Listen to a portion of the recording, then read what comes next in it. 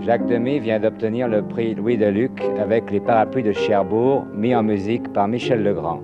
Film étonnant et d'abord dans le sens où étonnant veut dire qui étonne réellement. C'est en effet un film entièrement chanté. En son temps et dans une certaine mesure, René Clair avait tenté l'expérience, mais pas totalement. Jacques Demy, à qui l'on doit Lola et la Baie des Anges, a osé, lui, aller jusqu'au bout. Mais les gens s'interrogent déjà. Que sont ces Parapluies de Cherbourg? Une comédie musicale, un opéra? Quelle est votre opinion, Jacques Demy? Bien, c'est un film entièrement chanté. Enfin, je crois que c'est ce qu'on peut dire de plus précis. Quelle était la genèse de l'histoire? Comment est-ce que cette idée, qu'il faut bien appeler insolite, vous est venue? Aussi, les idées, on ne sait pas trop comment elles viennent, enfin, où elles naissent. Si vous ne le savez pas, vous? Ah non, pas du tout. Non, on a peut-être des moyens, enfin, de les susciter comme ça, mais enfin, on ne sait pas d'où elles viennent vraiment. Ouais. Sinon que Michel Legrand est un ami, enfin, qu'il aime beaucoup le cinéma et que moi j'aime beaucoup la musique. Pourquoi, Michel Legrand, la musique de film est-elle considérée comme un genre mineur en France? Je sais pas vraiment. Il me semble que les musiciens eux-mêmes ne s'y intéressent pas assez. Je crois que ça vient de là. Pourquoi est-ce qu'ils ne s'y intéressent pas?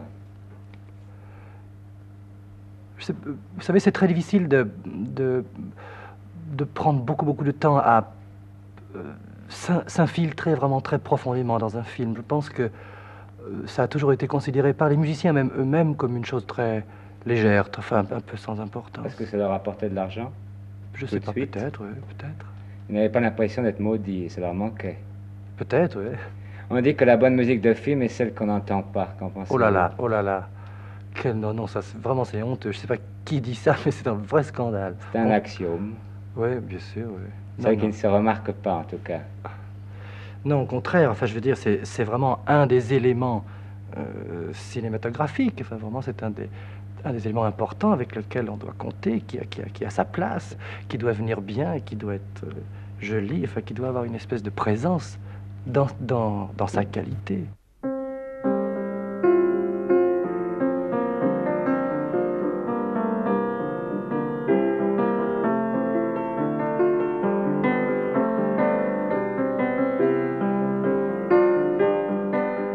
Qu'est-ce que vous pensez de cette phrase d'un poète bien connu qui désignait un de ses poèmes « Défense de déposer de la musique le long de ses vers ». C'est très joli, c'est très joli. Non, mais je trouve qu'il a tout à fait raison, parce que n'importe qui s'amuse trop à ce jeu-là. Enfin, vraiment, on met de la musique comme souvent on dépose des ordures où il ne faut pas. Pour un musicien, faire de la musique de film, est-ce que c'est pas un peu compromettre son âme? Qu'est-ce que vous voulez dire, là? Je comprends pas. Ben, c'est du temps qu'il prend sur le temps ou qu'il pourrait consacrer à faire, par exemple, une symphonie ou... Ça dépend d'abord du musicien, ça dépend ensuite du caractère, et puis je pense que ça n'est pas du tout mineur, où on ne s'abaisse on ne s'abaisse absolument pas à écrire une musique de film. Je crois, d'abord, c'est très amusant. Si le film est intéressant, c'est amusant car c'est difficile. On est faussement libre.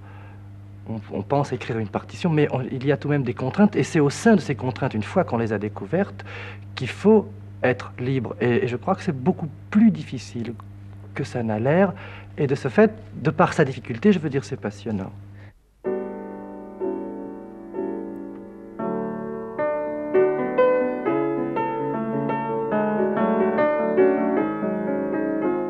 À votre avis, Michel Legrand, si le cinéma avait existé de leur temps, est-ce que Bach et Beethoven auraient fait de la musique? J'en suis certain, absolument certain. Vous ne croyez pas que ça aurait pu diminuer leur chance de composer un jour le concerto brandebourgeois ou les symphonies? Non, je crois pas. Pas du tout.